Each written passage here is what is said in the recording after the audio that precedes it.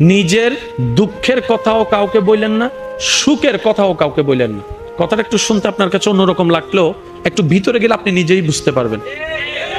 আপনি নিজের মনের দুঃখ কষ্ট সহ্য করতে না পেরে হালকা করার জন্য যাকে বলছেন, মনে রাখবেন আপনি তার কাছে কিন্তু কোনো না কোনো ভাবে একটু ছোট হয়ে যাচ্ছেন।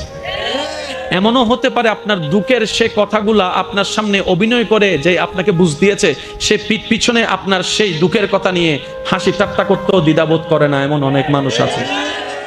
আপনি যাকে দুঃখের কথা বলে মনকে হালকা করার চেষ্টা করছেন, আপনার দুঃখের কথার সে দুঃখটা সে বুঝবে না, কারণ তার সাথে তো সেটা ঘটেনি।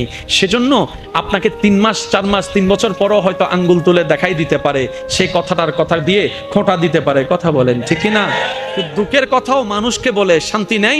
এবার আপনি বলবেন ভাইয়া সুখের কথা কেন বলবো না? আমি বলি কি ভাই, দুঃখের কথা শোনালে যেরকম মানুষ দাম দেয় না, সুখের কথা শোনালে মানুষ বদনজর লাগাইয়া সেটাও নষ্ট করে দেয়। কথা বলেন ঠিক কিনা? সেজন্য আমি বলার চেষ্টা করি, যখন বেশি দুঃখ হবে অন্তর বেশি ব্যথিত হবে, অন্তরে প্রচুর পরিমাণ কষ্ট হবে, কোনো প্রকার চিন্তা করা ছাড়া, কারো সাথে আলাপ আলোচনা করা ছাড়া যাই নামাজটা বিছান, রবের দরবারে সিজদায় চলে যান। সুবহানাল্লাহ। চোখটা বন্ধ করেন, চোখের পানি ছাড়তে থাকেন, মন হালকা হতে থাকবে, সিজদায় রবকে বলতে থাকেন, যা বলার বলতে থাকেন, যেভাবে বলার বলতে থাকেন। মনে রাখবেন আপনার সেই মনের বেতার ভাষা হতে পারে আপনার রক্ত বুঝবে না, আপনার ভালোবাসার মানুষ বুঝবে না, আপনার প্রিয় মানুষ বুঝবে না, কিন্তু আপনি যেভাবেই বলেন না কেন আপনার প্রত্যেকটা শব্দ আপনার রব্বুল আলামিন বুঝবে। সুবহানাল্লাহ। আপনি যখন ওনাকে দুঃখের কথা বলবেন, উনি আপনার দুঃখটাকে হালকা করে দিবে। সেই দুঃখের খবর প্রকাশ করে আপনাকে কখনো বেইজ্জত করবে না। আর আপনি যখন সুখের খবর পেয়ে রবের দরবারে সিজদায় চলে যাবেন, তখন আল্লাহ তাআলা খুশি হয়ে আপনার সুখটাকে আরো বাড়ায় দিবে। লা ইন শাকারতুম লা আযীদান্নাকুম আয়াতের উপর আমল হয়ে যাবে। আপনি শুকরিয়া করতে থাকবেন, সুখটাকে বাড়তে থাকবেন, সুখের কথা বলতে থাকবেন, রব্বুল আলামিন দেখে দেখে আপনার সুখও বাড়ায় দিবে, শান্তিও বাড়ায় দিবে। বলেন না সুবহানাল্লাহ। তো দুঃখ যখন বেশি, সিজদায় মাথা লুটাই দেন। সুখ যখন বেশি, সিজদা মাথায় লুটাই দেন। কারণ যার উপর ভরসা করি একসময় তারাই পিঠে ছুরি মারে, এরকম হাজার রেকর্ড পৃথিবীর মধ্যে আছে। কথা বলেন ঠিক কিনা? কথাই আছে সবচাইতে কাছের মানুষরাই সবচাইতে বেশি ক্ষতি করে।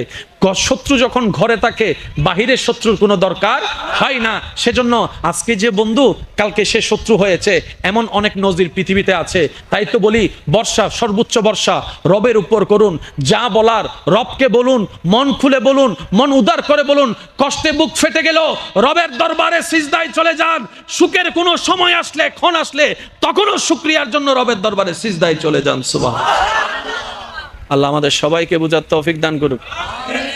বান্দার দোয়া কখনো মিস যায় না। আপনি এই জীবনে মন থেকে রবের কাছে যা দোয়া করেছেন একটাও মিস নেই। আমরা অনেক সময় মনে করি কি, আমরা চাই রব দেয় না। না, রব দেয়, কিন্তু দেওয়ার সিস্টেমটা আমরা বুঝি না।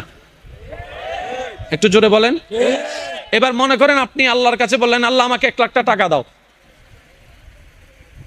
আল্লাহ আপনাকে 1 লাখ টাকা দিয়ে দিল, এটাও কবুল। আপনি বললেন আল্লাহ আমাকে 1 লাখ টাকা দাও, আল্লাহ আমাকে 1 লাখ টাকা দাও। আল্লাহ আপনাকে টাকা সরাসরি দেয় নাই, কিন্তু অন্যদিকে আল্লাহ আপনার 1 লাখ টাকার খরচ বাঁচাই দিছে। এটাও তো দেওয়া।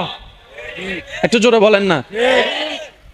অ্যাক্সিডেন্ট হলে আপনার পা চলে যেত, লাখ টাকা দিয়েও আসতো না। আল্লাহ কি করলেন? একটু গাড়ির মধ্যে স্ক্র্যাচ দিয়ে লাইট 2টা 3টা ভেঙে কাজ শেষ করে দিয়েছেন। 1 লাখ টাকার কাজ শেষ, 10 লাখ টাকা বাঁচাই দিছে। বুঝতে পারছি?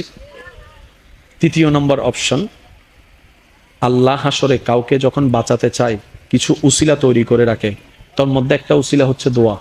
ওই বান্দার দোয়া যা দুনিয়াতে কবুল করেন নাই আল্লাহ, এগুলো সব হাসরের মধ্যে রেখে দেয়।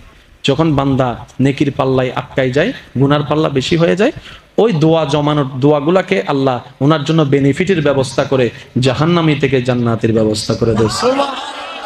বান্দার করা দোয়া কখনো লস প্রজেক্টে যায় না।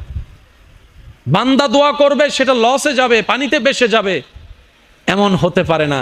সেজন্য সব সময় রবের কাছে দোয়া করতেই থাকবেন, মন ভরে দোয়া করতে থাকবেন। সুবহান।